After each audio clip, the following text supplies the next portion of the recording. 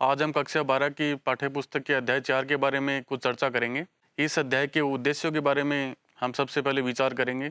इस अध्याय में हम 1000 साल लंबी यात्रा पर जाएंगे और इस यात्रा में आप बहुत सारी चीज़ों के बारे में दिलचस्प जानकारियाँ हासिल करोगे। इसमें हम दार्शनिकों के बारे में पढ़ेंगे और साथ ही यह जानने की भी कोशिश करेंगे कि उन्होंने समाज में अपनी स्थिति को समझने के क्या प्रयास किए। साथ ही हम यह भी देखेंगे कि उनके विचार किस तरीके से मौखिक और लिखित परंपराओं में संग्रहित हुए तथा उन्हें स्थापत्य और मूर्तिकला के माध्यम से किस प्रकार अलग अलग प्रकार की अभिव्यक्तियां मिली। सबसे पहले हम शुरुआत करते हैं सांची की एक झलक के साथ। 19वीं सदी में यूरोपियों में सांची के स्तूप को लेकर काफी दिलचस्पी थी। यूरोप के अलग अलग समूहों से संबंधित लोग जैसे फ्रांसीसी, अंग्रेज, डच सभी इस स्तूप के किसी न किसी हिस्से को अपने देश में ले जाने में दिलचस्पी दिखा रहे थे। फ्रांसीसियों ने सबसे अच्छी हालत में बचे सांची के पूर्वी तोरण द्वार को फ्रांस के संग्रहालय में प्रदर्शित करने के लिए शाहजहां बेगम से इसे फ्रांस ले जाने की इजाजत मांगी। यह हमारा सौभाग्य है कि फ्रांसीसी और अंग्रेज दोनों ही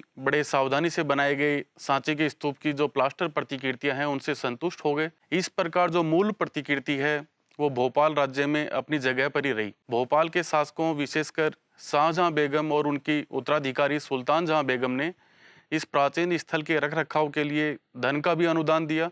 जॉन मार्शल ने सांची पर लिखे अपने महत्वपूर्ण ग्रंथों को सुल्तान जहां को समर्पित किया। अगला जो विचार का विषय है वो यज्ञ और विवाद। ईसा पूर्व प्रथम सहस्त्राब्दी का काल विश्व इतिहास में एक महत्वपूर्ण मोड़ माना जाता है।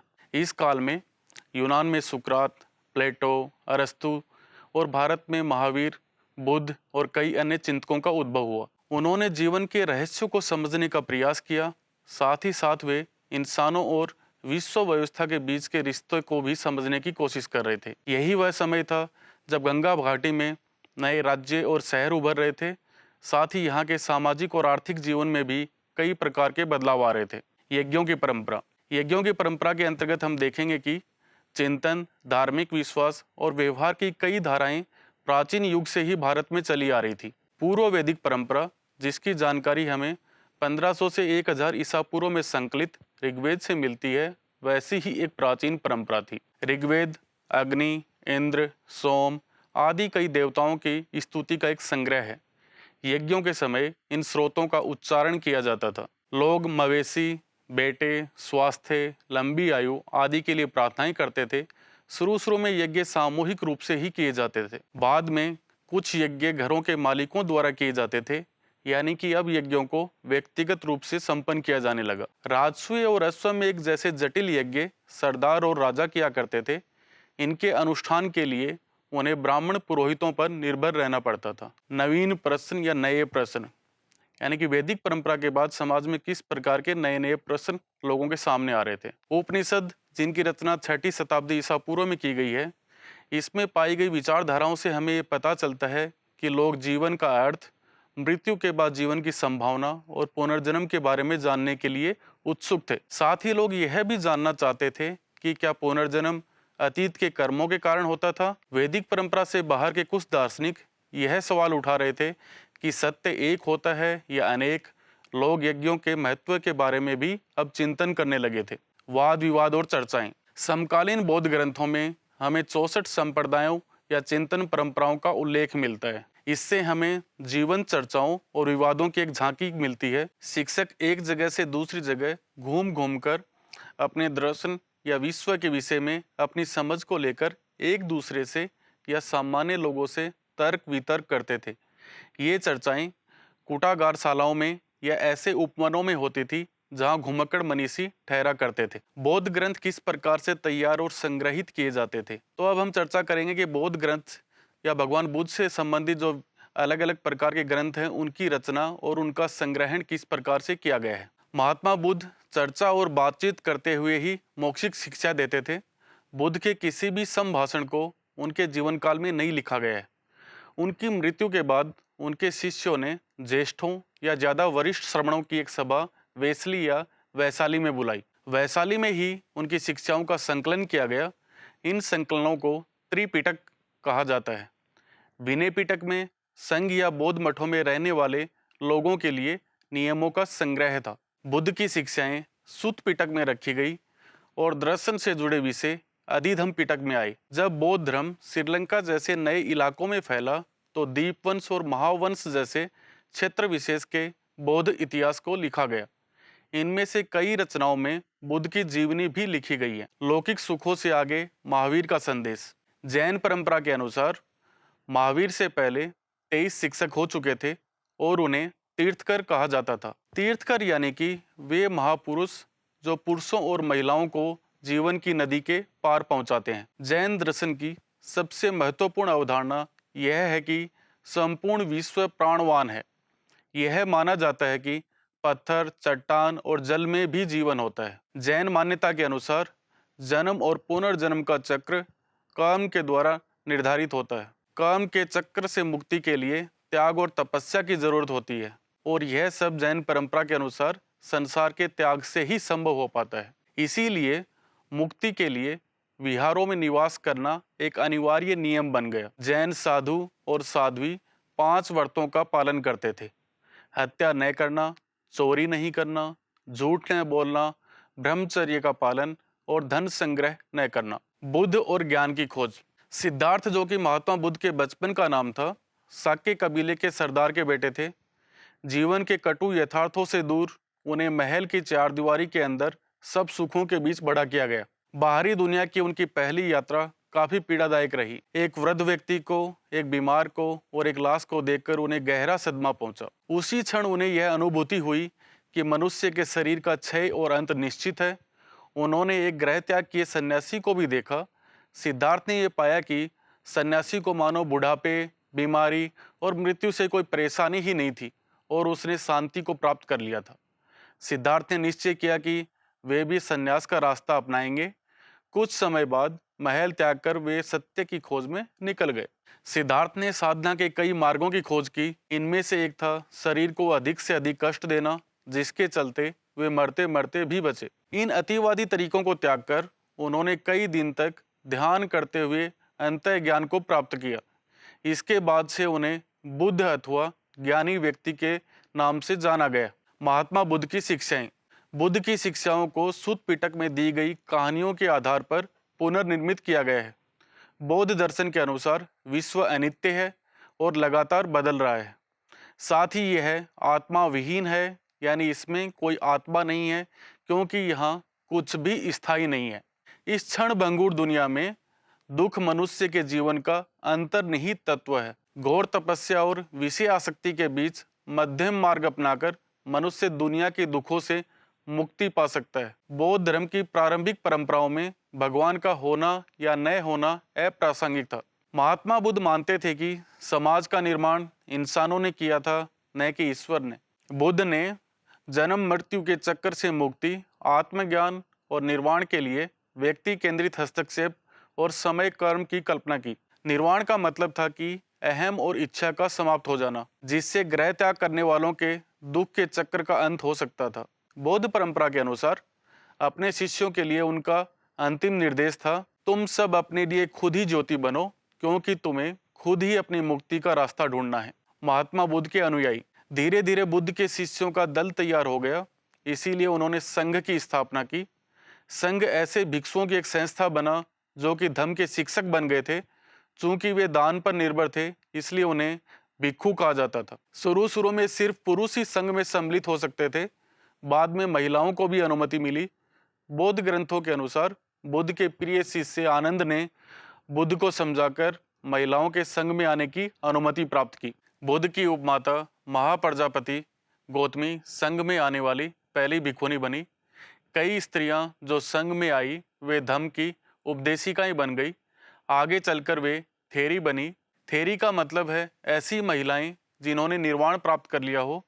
एक बार संघ में आ जाने पर सभी को बराबर माना जाता था, क्योंकि भिक्षु और भिक्षुणी बनने पर उन्हें अपनी पुरानी पहचान को त्याग देना होता था। संघ की संचालन पद्धति गणों और संघों की परंपराओं पर आधारित थी। इसके तहत लोग बातचीत के माध्यम से एकमत होने की कोशिश करते थे। अगर यह संभव नहीं होता था तो मतदान द्वारा निर्णय लिया जाता था। अब हम स्तूप की चर्चा करेंगे। बहुत प्राचीन काल से ही लोग कुछ जगहों को पवित्र मानते थे। अक्सर जहाँ खास वनस्पति होती थी या जहाँ अनूठी चट्टानें थी या विस्मयकारी प्राकृतिक सौंदर्य था वहां पवित्र स्थल बन जाते थे। ऐसे कुछ स्थलों पर एक छोटी सी वेदी भी बनी रहती थी जिन्हें कभी कभी चैत्य कहा जाता था। बौद्ध साहित्य में भी कई चैत्यों की चर्चा है। इसमें बुद्ध के जीवन से जुड़ी जगहों का भी वर्णन है। जहाँ वे जन्मे थे लुम्बिनी, जहाँ उन्होंने ज्ञान प्राप्त किया बोध गया, जहाँ उन्होंने अपना प्रथम उपदेश दिया सारनाथ, और जहाँ उन्होंने निब्बान प्राप्त किया कुशीनगर। धीरे धीरे ये सारी ही जगहें बौद्ध धर्म में पवित्र स्थल बन गई। स्तूप क्यों बनाए जाते थे? स्तूप ऐसी जगहें थी जिन्हें की पवित्र माना जाता था, और इन जगहों पर बुद्ध से जुड़े कुछ अवशेष जैसे उनकी अस्थियां या उनके द्वारा प्रयुक्त सामान गाड़ दिए जाते थे। इन टीलों को स्तूप कहते थे। स्तूप बनाने की परंपरा बुद्ध से पहले की रही होगी, लेकिन वह बौद्ध धर्म से जुड़ गई। चूंकि उनमें ऐसे अवशेष रहते थे जिन्हें पवित्र समझा जाता था, इसीलिए समूचे स्तूप को ही बुद्ध और बौद्ध धर्म के प्रतीक के रूप में प्रतिष्ठा मिली। अशोकावदान नामक एक बौद्ध ग्रंथ के अनुसार अशोक ने बुद्ध के अवशेषों के हिस्से हर महत्वपूर्ण शहर में बांटकर उनके ऊपर स्तूप बनाने का आदेश दिया। ईसा पूर्व दूसरी सदी तक भरहूत, सांची और सारनाथ जैसी जगहों पर स्तूप बनाए जा चुके थे। अब हम स्तूप की संरचना के बारे में विचार करेंगे। स्तूप का जन्म एक गोलार्ध लिए हुए मिट्टी के टीले से हुआ, जिसे कि बाद में अंड कहा गया है। धीरे धीरे इसकी संरचना ज्यादा जटिल हो गई, जिसमें कई चौकोर और गोल आकारों का संतुलन बनाया गया। अंड के ऊपर एक हर्मिका होती थी। एक छज्जे जैसा ढांचा देवताओं के घर का प्रतीक था। हर्मिका से एक मस्तूल निकलता था जिसे कि यष्टि कहते थे, जिस पर अक्सर एक छतरी लगी होती थी।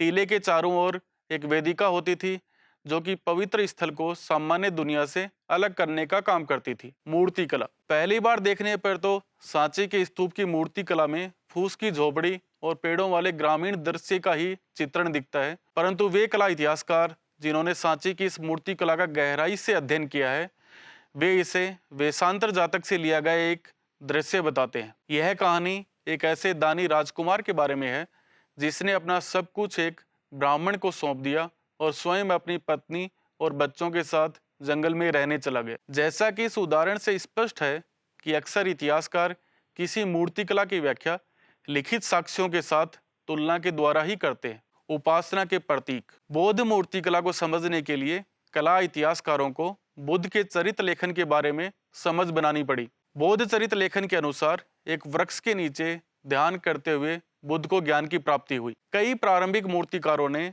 बुद्ध को मानव रूप में न दिखाकर उनकी उपस्थिति प्रतीकों के माध्यम से दर्शाने का प्रयास किया। उदाहरण के लिए रिक्त स्थान बुद्ध के ध्यान की दशा और स्तूप महापरिनिब्बान के प्रतीक बन गए। चक्र का भी प्रतीक के रूप में प्राय इस्तेमाल किया गया। यह बुद्ध द्वारा सारनाथ में दिए गए पहले उपदेश का प्रतीक था। जैसा कि स्पष्ट है, ऐसी मूर्तिकला को अक्सर से नहीं समझा जा सकता है। उदाहरण के लिए पेड़ का तात्पर्य केवल एक पेड़ नहीं था, अपितु यह बुद्ध के जीवन की एक घटना का प्रतीक था। ऐसे प्रतीकों को समझने के लिए यह जरूरी है कि इतिहासकार कलाकृतियों के निर्माताओं की परंपराओं को भी जाने। लोक परंपराएं। सांची में उत्कीर्ण बहुत सी अन्य मूर्तियां शायद बौद्ध मत से सीधी जुड़ी नहीं थी। इनमें से कुछ सुंदर स्त्रियां भी मूर्तियों में उत्कीर्ण थे, जो कि तोरण द्वार के किनारे एक पेड़ को पकड़कर झूलती हुई दिखती हैं। इस मूर्ति का त्याग और तपस्या से कोई रिश्ता नजर नहीं आता था, लेकिन साहित्यिक परंपराओं के अध्ययन से इतिहासकार यह समझ पाए कि यह संस्कृत भाषा में वर्णित साल भंजिका की मूर्ति है। लोक परंपरा में यह माना जाता था कि इस स्त्री द्वारा छुए जाने से वृक्षों में फूल खिल उठते थे और फल होने लगते थे। साल भंजिका की मूर्ति से पता चलता है कि जो लोग बौद्ध धर्म में आए, उन्होंने बुद्ध पूर्व और बौद्ध धर्म से इतर दूसरे विश्वास, प्रथाओं और धारणाओं से बौद्ध धर्म को स्मृत किया। सांची की मूर्तियों में पाए गए कई प्रतीक या चिन्ह निश्चय ही इन्हीं परंपराओं से उभरे थे। सांची में जातकों से ली गई जानवरों की कई कहानियां हैं। ऐसा लगता है कि यहाँ पर लोगों को आकर्षित करने के लिए जानवरों का उत्कीर्णन किया गया था। साथ ही जानवरों को मनुष्यों के गुणों के प्रतीक के रूप में भी इस्तेमाल किया गया था। उदाहरण के लिए हाथी शक्ति और ज्ञान के प्रतीक माने जाते थे। इन प्रतीकों में कमल दल और हाथियों के बीच एक महिला की मूर्ति प्रमुख है। ये हाथी उनके ऊपर जल छिड़क रहे थे, जैसे कि वे उनका अभिषेक कर रहे हों। जहाँ कुछ इतिहासकार उन्हें बुद्ध की माँ माया से जोड़ते हैं, तो दूसरे इतिहासकार उन्हें एक लोकप्रिय देवी गजलक्ष्मी मानते हैं। गजलक्ष्मी सौभाग्य लाने वाली देवी थी, जिन्हें कि प्राय हाथियों के साथ जोड़ा जाता है। यह प्रतीक भी ऐसी लोक परंपराओं से लिया गया प्रतीत होता है, जिनका ग्रंथों में हमेशा जिक्र नहीं होता था। दिलचस्प बात यह है कि कला पर लिखने वाले आधुनिक इतिहासकारों में से एक शुरुआती इतिहासकार जेम्स फर्ग्यूसन ने सांची को वृक्ष और सर्प पूजा का केंद्र माना था। वे बौद्ध साहित्य से अनभिज्ञ थे। तब तक ज़्यादातर बौद्ध ग्रंथों का अनुवाद नहीं हुआ था, इसीलिए उन्होंने सिर्फ उत्कीर्णित मूर्तियों का अध्ययन करके अपने निष्कर्ष निकाले थे। नई धार्मिक परंपराएं। महायान बौद्ध मत का विकास ईसा की प्रथम सदी के बाद बौद्ध अवधारणाओं और व्यवहार में बदलाव नजर आते हैं। प्रारंभिक बौद्ध मत में निब्बान के लिए व्यक्तिगत प्रयास को विशेष महत्व दिया गया था। बुद्ध को भी एक मनुष्य समझा जाता था, जिन्होंने अपने व्यक्तिगत प्रयास से प्रबोधन और निब्बान प्राप्त किया। परंतु धीरे धीरे एक मुक्तिदाता की कल्पना उभरने लगी। यह विश्वास किया जाने लगा कि वे मुक्ति दिलवा सकते थे। साथ ही साथ बोधिसत्व की अवधारणा भी उभरने लगी। बोधिसत्व को परम करुणामय जीव माना गया, जो अपने सत्कार्यों से पुण्य कमाते थे, लेकिन वे इस पुण्य का प्रयोग दुनिया को दुखों में छोड़ देने के लिए और निब्बान प्राप्ति के लिए नहीं करते थे, बल्कि वे इससे दूसरों की सहायता करते थे। बुद्ध और बोधिसत्वों की मूर्तियों की पूजा इस परंपरा का एक महत्वपूर्ण अंग बन गई। चिंतन की इस नई परंपरा को महायान के नाम से जाना गया। जिन लोगों ने इन विश्वास को अपनाया, उन्होंने अपनी पुरानी परंपरा को हीनयान के नाम से संबोधित किया। पौराणिक हिंदू धर्म का उदय। अब हम भगवान महावीर स्वामी, गौतम बुद्ध के बाद हिंदू धर्म में किस प्रकार के नए विचारों का उदय हो रहा था, उसके बारे में विचार विमर्श करेंगे। मुक्तिदाता की कल्पना सिर्फ बौद्ध धर्म तक ही सीमित नहीं थी। हम पाते हैं कि इसी तरह के विश्वास का एक अलग ढंग से उन परंपराओं में भी विकास हो रहा था, जिन्हें कि आज हम हिंदू धर्म के नाम से जाना जाता है। इसमें वैष्णव और शैव परंपराएं शामिल हैं। इसके अंतर्गत एक विशेष देवता की पूजा को खास महत्व दिया जाता था। इस प्रकार की आराधना में उपासक और ईश्वर के बीच का रिश्ता प्रेम और समर्पण का रिश्ता माना जाता था, और इसे ही भक्ति कहते हैं। वैष्णववाद में कई अवतारों के इर्द गिर्द पूजा की पद्धतियां विकसित हुई। इस परंपरा के अंदर 10 अवतारों की कल्पना है। यह माना जाता था कि पापियों के बढ़ते प्रभाव के चलते जब दुनिया में अव्यवस्था और नाश की स्थिति आ जाती थी, तब विश्व की रक्षा के लिए भगवान अलग अलग रूपों में अवतार लेते थे। संभवतः अलग अलग अवतार देश के भिन्न भिन्न हिस्सों में लोकप्रिय थे। कई अवतारों को मूर्तियों के रूप में दिखाया गया है। दूसरे देवताओं की भी मूर्तियां बनी। शिव को उनके प्रतीक लिंग के रूप में बनाया जाता था। उनकी खूबियों और प्रतीकों को उनके शिरोवस्त्र, आभूषण, आयुधों और बैठने की शैली से इंगित किया जाता था। इन मूर्तियों के अंकन का मतलब समझने के लिए इतिहासकारों को इनसे जुड़ी हुई कहानियों से परिचित होना पड़ता है। कई कहानियां प्रथम सहस्त्राब्दी के मध्य से ब्राह्मणों द्वारा रचित पुराणों में पाई जाती हैं। इनमें देवी देवताओं की भी कई कहानियां हैं। सामान्यतः इन्हें संस्कृत श्लोकों में लिखा गया था। इन्हें ऊंची आवाज में पढ़ा जाता था और जिसे कोई भी सुन सकता था। महिलाएं और शूद्र, जिन्हें की वैदिक साहित्य पढ़ने की अनुमति नहीं थी, वे भी पुराणों को सुन सकते थे। मंदिरों का बनाया जाना। शुरू के मंदिर एक चौकोर कमरे के रूप में थे, जिन्हें की गर्भगृह कहा जाता था। इसमें एक दरवाजा होता था, जिससे उपासक मूर्ति की पूजा करने के लिए भीतर प्रविष्ट हो सकता था। धीरे धीरे गर्भगृह के ऊपर एक ऊंचा ढांचा बनाया जाने लगा, जिसे कि शिखर कहा जाता था। मंदिर की दीवारों पर अक्सर भित्ति चित्र उत्कीर्ण किए जाते थे। बाद के युगों में मंदिरों के स्थापत्य का काफी विकास हुआ। अब मंदिरों के साथ विशाल सभा स्थल, ऊंची दीवारें और तोरण भी जुड़ गए। शुरू के मंदिरों की एक खास बात यह थी कि इनमें से कुछ पहाड़ियों को काटकर खोखला करके कृत्रिम गुफाओं के रूप में बनाए गए थे। सबसे प्राचीन कृत्रिम गुफाएं ईसा पूर्व 3री सदी में अशोक के आदेश से आजीविक संप्रदाय के संतों के लिए बनाई गई थी। इनका सबसे विकसित रूप हमें 8वीं सदी के कैलाशनाथ के मंदिर में नजर आता है। कैलाशनाथ के मंदिर में पूरी पहाड़ी काटकर उसे मंदिर का रूप दे दिया गया था। एक ताम्रपत्र अभिलेख एलोरा के प्रमुख तक्षक द्वारा इसका निर्माण समाप्त होने के बाद उसके आश्चर्य को व्यक्त करता है। इसमें तक्षक ने लिखा है कि हे भगवान, यह मैंने कैसे बनाया। अनजाने को समझने की कोशिश। यूरोप के विद्वानों ने 19वीं सदी में जब देवी देवताओं की मूर्तियां देखी तो वे उनकी पृष्ठभूमि और महत्व को नहीं समझ पाए।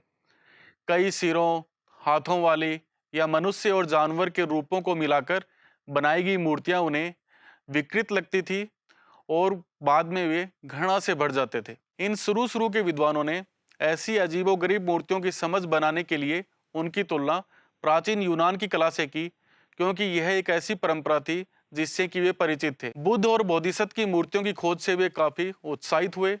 ऐसा इसलिए हुआ कि ये मूर्तियां यूनानी प्रतिमानों से प्रभावित थी। ये ज्यादातर मूर्तियां तक्षशिला और पेशावर जैसे उत्तर पश्चिम के नगरों में मिली थी। हालांकि वे प्रारंभिक भारतीय मूर्तिकला को यूनान की कला से निम्न स्तर का मानते थे। ये मूर्तियां यूनानी मूर्तियों से काफी मिलती जुलती थी। चूंकि ये विद्वान यूनानी परंपरा से परिचित थे, इसीलिए उन्होंने इन्हें भारतीय मूर्तिकला का सर्वश्रेष्ठ नमूना माना। यदि लिखित और दृश्य का मेल ना हो, यानी कि जब लिखित साक्ष्य और दृश्यों का मेल ना हो तो किस प्रकार की समस्याएं आती हैं। यह एक और समस्या थी जिसका सामना यूरोपीय विद्वान कर रहे थे। हमने पाया कि किसी मूर्ति का महत्व और संदर्भ समझने के लिए कला के इतिहासकार अक्सर लिखित ग्रंथों से जानकारियां इकट्ठा करते हैं। भारतीय मूर्तियों की यूनानी मूर्तियों से तुलना कर निष्कर्ष निकालने की अपेक्षा यह निश्चय ही एक बेहतर तरीका है, लेकिन यह बहुत आसान भी नहीं है। इसका सबसे बेहतर उदाहरण है महाबलीपुरम में चट्टान पर उत्कीर्ण मूर्तियां। कला इतिहासकारों ने पुराणों के साहित्य में इस कथा को पहचानने के लिए काफी खोजबीन की है, लेकिन उनमें काफी मतभेद हैं। कुछ का मानना है कि इसमें गंगा नदी के स्वर्ग से अवतरण का चित्रण है। चट्टान की सतह के मध्य प्राकृतिक दरार शायद नदी को दिखा रही है। यह कथा महाकाव्यों और पुराणों में वर्णित है। दूसरे विद्वान मानते हैं कि यहाँ पर दिव्यास्त्र प्राप्त करने के लिए महाभारत में दी गई अर्जुन की तपस्या को दिखाया गया है। तो बच्चों, आपने देखा कि इस पूरे अध्याय में हमने महात्मा बुद्ध से लेकर महावीर स्वामी, हिंदू धर्म से संबंधित जितना भी धार्मिक विकास था उसके बारे में चर्चाएं की। इस धार्मिक विकास के अंतर्गत हमने चिंतन की अलग अलग पद्धतियों के बारे में चर्चा की, और इसी के साथ हमने इन अलग अलग धर्मों से संबंधित जितना भी मूर्तिकला, स्तूप या जो अलग अलग प्रकार की मूर्तियों की परंपराएं हैं उसके बारे में भी हमने अध्ययन किया। यह हमारे भारतीय उपमहाद्वीप में शुरू हुई नवीन प्रकार की धार्मिक परंपराएं थी, जिनका विकास लगातार हमने 6ठी शताब्दी ईसा पूर्व से 6ठी ईस्वी तक के बीच इस अध्याय में किया है। और इसी से आपको ये जानकारी मिली होगी कि कला की इन विभिन्न परंपराओं को समझने में लिखित साक्ष्यों का कितना एक महत्वपूर्ण भूमिका रही होगी।